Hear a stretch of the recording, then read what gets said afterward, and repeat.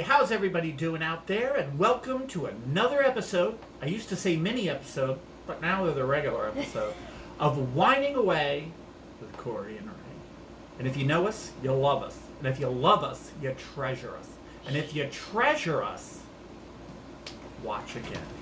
Sorry, trying to get the attention of the crew who is not paying attention. Why'd it get so warm in here? Oh, the things you do in a low-end studio. So here we are with another wine review. You know we go out, we seek, we search, we look, we find. We bring, we explain. We drink. Or some of us do. For now. Others just watch. For now.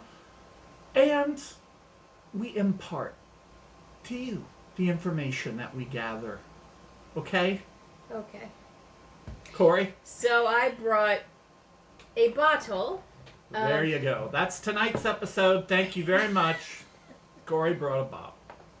Epicuro Anglianico from Italy. Now, Epicuro? we have had on Isn't that a medical procedure? an Anglianico before. Ray actually did a whole routine from The Lion King with it. Anglianico. And so this is a different one. I thought I'd try it. And it's from Trader Joe's. Trader Joe's, Trader Anglianico. I think Trader it's Joe's. $5.99 or $6.99. Oh, come on. It's one of them. Cut! We can't go on if it's that cheap. It is. It's that cheap. It's that good. It has blackberry.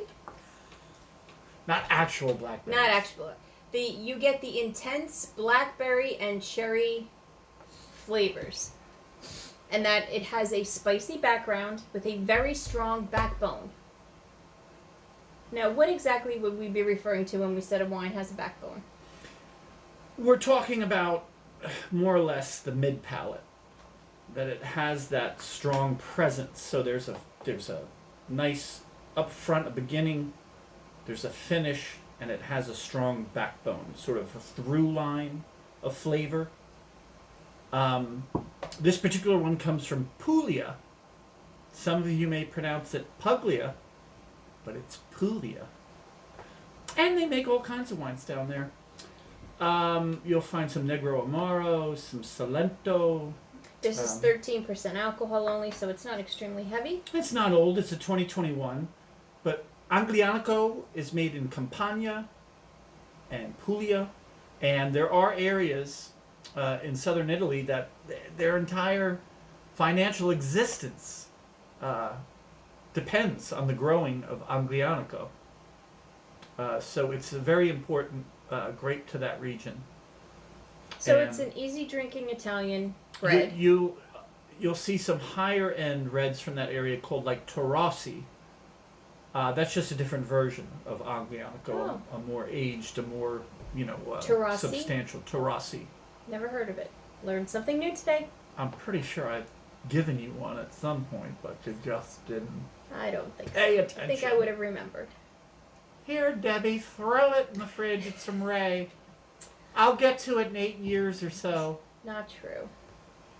Let's go to Trader Joe's. I've got some buying to do. But, this particular one's at Trader Joe's. You can get Anglianico at any liquor store pretty much, give or take. It's pretty common. Yeah. Anywhere that will have wines from southern Italy will usually have some version of an Anglianico. So you should check it out. Try it. Something different. Speaking of Italy, when we were young and growing up, we used to go to an Italian festival all the time, not far from us, called St. Rocco's. I don't remember having Anglianico while I was there, but yes, we she's right. did not. But do you remember one Italian wine, straw bottles, Chianti? That was like what everybody drank. That's what people knew. That's what they sold at these stands at the Italian festivals. Well, that's what I mean for Dad a long. drank for a long time. Of course, Corey's referring to the mid '70s, and there was a time, even maybe a little bit before that, where that's what Italian wine was known as. It's the jug wine. It's the straw bottle wine. Places like France used to kind of thumb their nose at Italian wines, but as we've moved through the decades, Italy has shown itself to be, an outstanding producer of wines, not just in a jug or a straw bottle. But you're right. Back then, it felt like if it was Italian, it came out of one of those straw bottles. And everybody loved it. It was just an Italian wine. You drank it in a water glass. Yeah. There were no wine glasses. There were no years or little tiny water glasses, and it just was the go-to wine, and everybody drank it. It went great with all the raviolis and meatballs and pizza and all the cheesesteaks and everything we were eating. And now, do you have a favorite memory from St. Rocco's Festival? yes, Because we have a lot of friends and family who hopefully watch our show, but who we're friends with on Facebook, who would remember that festival. It was a big thing. I mean, to pin it down to one memory note, when I think St. Rocco's, I just think of, that park that was down by Spiritos, just to the right, and how the festival went around that whole block, and just the Zeppelis. And, just all the sausage and pepper sandwiches and the St. Rocco statue you could pin money on. Yeah, and just the Tyrone nugget candies. It was one of those nights where, we were Lithuanian and Polish, but that night everybody was Italian because you were in Peterstown, Elizabeth. It was the St. Rocco's Festival, and damn it, if you were Chinese, Black, Arabian, whatever, everybody was Italian that night. There was Italian music playing. It was a whole week long, and you used to go as often as you could, and you'd walk around, and they had rides and games, but the food was incredible. The food was and the amazing. Homemade Italian ice down there at the Cosmos. Oh, yeah.